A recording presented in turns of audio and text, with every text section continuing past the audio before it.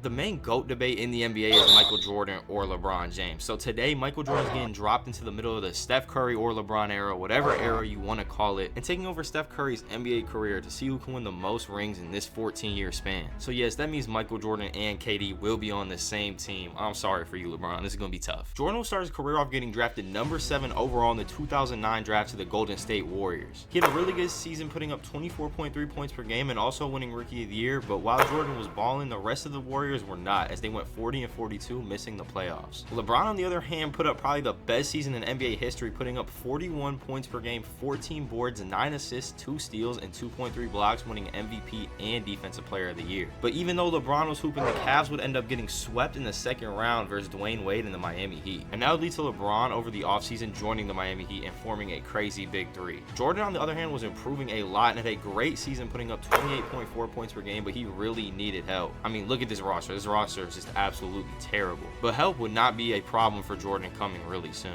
But for now, they would miss the playoffs, going 41-41, so improving by 1 game from last year. But LeBron would go on to make a finals appearance, trying to get the first ring of the video to go up 1-0 on Jordan, but the Heat would fall short, getting swept 4-0 by the Dallas Mavericks. And in 2011, it was going to be Klay Thompson's rookie year, and he had a really good rookie year, putting up 18.5 points per game, but the team was still struggling, missing the playoffs for the 3rd year now in a row. So going into his 4th year, Jordan would definitely be expected to make the playoffs this year, as they have missed the past 3 seasons, and Draymond Green would be drafted with the 35th overall pick to help the Warriors do so. And Jordan and Klay were both getting better, and it showed, leading the team to a 2 seed in the West, going 63-19. Jordan had a great season, putting up almost 35 points per game, and he also won 2 awards. They would match up against KD, Westbrook, and the Thunder in the first round, and it would get by them easy, winning the series 4-1. They would play the Spurs in the second round, and it would beat them as well 4-1, as Jordan was unstoppable, averaging 46.4 points per game through the series. And that brings us to the Western Conference Finals, where Jordan and Golden State would find themselves playing Kobe Bryant and the Los Angeles Lakers. In the Eastern Conference Finals, we had Carmelo Anthony and the New York Knicks versus LeBron and the Miami Heat. And surprisingly, LeBron would get knocked out of the playoffs in the Eastern Conference Finals, losing 4-2 to Carmelo and the Knicks. But the Western Conference Finals would be a much better series, as both teams were battling, with Mike and Kobe playing great, which would lead us to the 2-point game in the 4th quarter of a Game 7 in Golden State. All right, we're in Game 7 in Golden State right now. Klay Thompson with the ball, 2-point lead for the Warriors.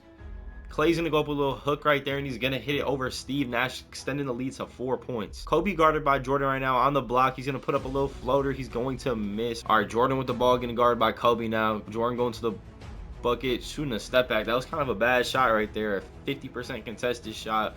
4-point game, though. Kobe with the ball on Jordan, going up with another questionable shot, and he's gonna miss. 4-point game still with 1:20 left. If the Warriors score right here, it's gonna be tough for the Lakers to come back and win the game. Harrison Barnes gonna get a bucket. 106-112, 6-point lead. Steve Nash pulling up from deep. That's way off. 106-112, a minute left. It's looking like Golden State's gonna pull this one out. Jordan with the ball on Kobe. He's gonna get fouled. He almost gets the and 1. Jordan going to the line to shoot 2. So Jordan has 32 points tonight and 4 steals. If he hits these free throws right here, he's probably going to be moving on to his first finals appearance of his career, and it looks like they're going to. He hits the first one, hits the second one. 8-point lead, 50 seconds left. They're going to be advancing. Box score, Jordan had 34 points, 6 boards, 9 assists, 4 steals. Klay with 24, and then Kobe had 36 points, 5 boards, 11 assists. Just wasn't able to get it done as they lose a close game. The Warriors would now be moving on to the finals after beating the Lakers, and Jordan would be in the hunt for his first NBA championship ring, but Carmelo and the Knicks were not an easy opponent, which led us to Game 6 in New York. All right, we're in Madison Square Garden right now. The Warriors are up 5 points with 2 minutes and 30 seconds left. They're up 3-2 in the series as well, trying to close it out and get Jordan his first ring.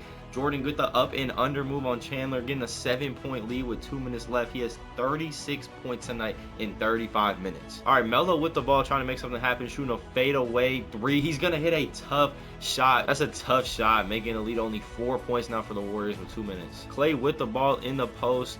Let's see what he's going to do with the little spin, hook shot. Klay Thompson has 30 points tonight as he just got a bucket, extending the lead to 6 points. Melo with the ball, though, shooting another 3-pointer, is going to be off. Jordan looking to get a bucket. They're sending double teams at him. It doesn't matter. He's going to go to the paint and dunk on Tyson Chandler. This is an 8-point lead with a minute left. It's looking like Jordan's going to get his first ring unless Melo just goes absolutely crazy in the last minute as Melo's trying to. That's going to be off, and that's probably going to do it. And Jordan's getting his first ring in only his 4th season in the NBA, also getting one before LeBron. All right, so next season, Jordan is winning the Defensive Player of the Year, but look at his stats. He did not win the MVP. LeBron won the MVP. I don't know why LeBron's number keeps changing every season too, but LeBron got 31 points, 10 boards, 9 assists, 2 steals, 1 block. Like, this could be arguably Jordan's MVP right here. But Golden State did not have the best season, to be honest. I mean, they got the 4th seed in the playoffs. But Jordan and Golden State would fly through the Grizzlies in the first round, get by the Spurs easily in the second round 4-2, and get by the Thunder as well 4-2 in the Western Conference Finals. And while Jordan was running the West, LeBron was dominating the East as well, leading the Heat to the finals, and it looked like it was going to be over for the Warriors as they were down 3-2 in the series, but Jordan had a 57-point Game 6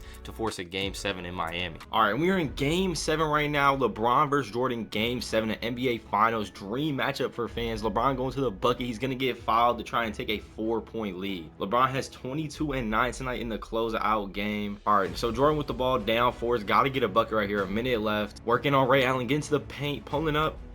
Nice little up and under. He's going to hit a really tough shot. 2-point game. Jordan has 47 points tonight. He's the only reason they're really in this game. LeBron with the ball on Iguodala. Can Iguodala get just one stop? Just need one stop, and Jordan's going to get a bucket. And they're going to get that stop. Shane Battier pulling up probably the worst shot of his career. LeBron's probably going to smack him in the locker room after the game. But Jordan gets to the bucket. Tie game. 49 points for Jordan. 113. All right, 30 seconds left. LeBron with the ball. They got to try to get a shot up before like the 24-second mark so Jordan can't hold for last if he misses. LeBron with the ball, though, going up. He's going to miss. And the Warriors are going to have the last shot of this game. All right, 6 seconds left in the game. Jordan with the ball. Get into the hole. Pulling up.